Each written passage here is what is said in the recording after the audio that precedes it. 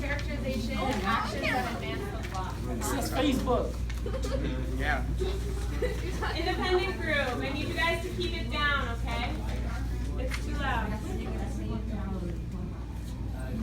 Okay, so what we're doing, you guys, is a continuation of the Facebook profile that you're going to be working on in the independent group, okay? It has to do with characterization and how characterization advances the plot of the story. So, in order to understand what we're doing, can somebody first tell me what characterization is or what you think it might be? Dee Dee. The way the role play of the character, like the way they act. Okay, so yeah, we know it's about the character, right? Jonathan, you want to add that? Characteristics of a character, right? So things that we use to describe our characters, things that we know about our character, yeah, Jordan, their personality and stuff like that, right? Okay, and then what's the plot of a story? The power? Plot. Plot. Like the main idea. Like, It has to do with the main idea. What's that? Have you guys ever heard of a plot diagram? yes. Okay, what do you write in a plot diagram? What kinds of things do you write? Like the setting, the characters, like the time period. Uh-huh. And it's in order to see how the story what? How the story open up, right? How the story goes, right? So you write about like the actions of the story, things that happen, things that take place, right?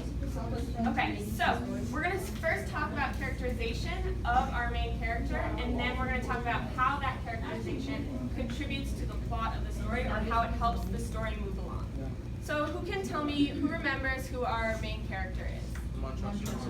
Montresor, awesome. And what do we know about him? What is he trying to do in the story? He's cunning. He's trying to get revenge, right? Who's he trying to get revenge on? Fortunato, awesome. Okay, so if you guys look in this characterization chart up here, the very top, I gave an example of a characterization word. What did I put? Obsessive. Obsessive, right? I said that I think that, that Montresor is an obsessive character, right? And then on the other side of the chart, on the right-hand side, I said why this obsessive characterization, or how that advances the plot. Can somebody read for me what I wrote in that side? Rowan?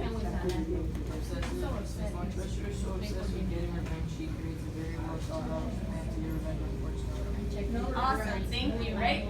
So since I know that Montresor is an obsessive character, right, he's really focused and determined to get his revenge, I know that his plan is really well thought out, right? He spent a lot of time making sure that everything goes a certain way to make sure that he gets away with it, right? He gets his revenge. So, can somebody come or give me another example of a characterization of Montresor, something that we know about Montresor? What is that? Cunning? Okay, what does cunning mean? He's smart. He's smart, okay, yeah, he's smart, he's cunning, he's clever. He's clever, right? Intelligent. Uh-huh, okay, let's stick with clever and then we'll go to manipulative after, that's a good one, okay? So everyone go ahead, in number 2 under characterization, let's go with clever. We know that Montresor is clever. Hey guys, let's keep it down in the independent group, okay? This part, we read about ourselves. So it's all about Montresor, okay? Well, that's Okay. So, we said clever for number 2, right? Why do we think he's clever? How do we know he's clever? What does he do? He thought out the plan perfectly. Like, he executed it step by step. Okay, so he had a really well thought out plan. What about his plan was really well thought out? Or what showed us that it was really well thought out? He challenged his Vicky and stuff like that. He what? The way he challenged his Vicky. Okay, how did he challenge his He knew the right time was to. Yeah. The way he manipulated him. Like he knew, like I guess, like he had like the right like timing with it, since like Fortunato ended up being like drunk at the carnival or whatever. So he used his knowledge of the other character in order to help him make sure that his plan works well, right? Okay, so in this part of the chart where it says actions that advance the plot, I wrote for obsessive that I wrote that his obsessive nature, right, helps him create a well thought out plan. So what do you think that we should write for clever? What about him being clever helps advance the story or move the plot along? Use what he already know about. Okay, so since he's really clever, His knowledge of the characters. he used his knowledge of the other characters around him to help him what? Plan out his plan. So that it's what? Effective. Yeah, right? So that he gets away with it, right? So on the side of the chart, I want everyone to write how being clever or how that characterization advances the plot, right? So what we were just saying, we're talking about how he used his cleverness, right? He used his knowledge to help him get away with his plan. Does anyone have a question about that? Or want to add something?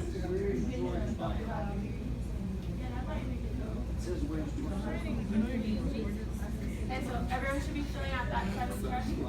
Guys over here, you need to be working independently, okay? This is an assignment. You see the show. Roll with him. Okay, so we're taking a few more seconds to finish filling this out. Let's see. Who has their answer completed? Does someone want to share what they wrote down?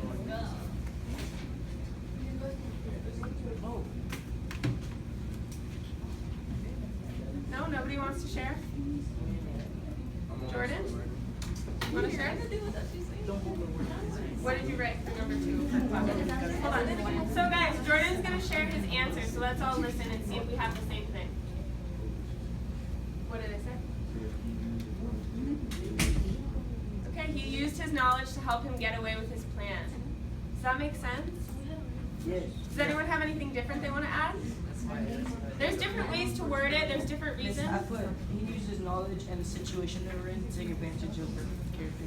Okay, interesting, right? So also he had to have the right situation in order to make sure that his plan works. Good point. Anyone else want to add anything? Or have something different? Awesome. Okay, so before I think it was Allison that said that he's manipulative, right? How is he manipulative? Or what happens in the story that shows us that he's manipulative? When he went up to Fortunato at like the carnival and was acting all like nice and like buddy with him. Right? So the way that he acts towards Fortunato versus the way that we know that he feels. And like the way He pretends to care for him. How does he pretend to care for him? Because he was like, because Fortunato had a really bad coffee scene. And, you know, Montresor was like, oh, friend, you don't look so good. You know, let's go back up. Get you some like tea or something. He used his love of wine, right? We know that Fortunato's a wine connoisseur. We know that he really loves wine. Didi, were you going to add something to that? No, I was going to What Rowan said? Okay. Awesome. So guys, on this characterization side of the chart, we're talking about him being manipulative, right? So for number 3, I would write down manipulative.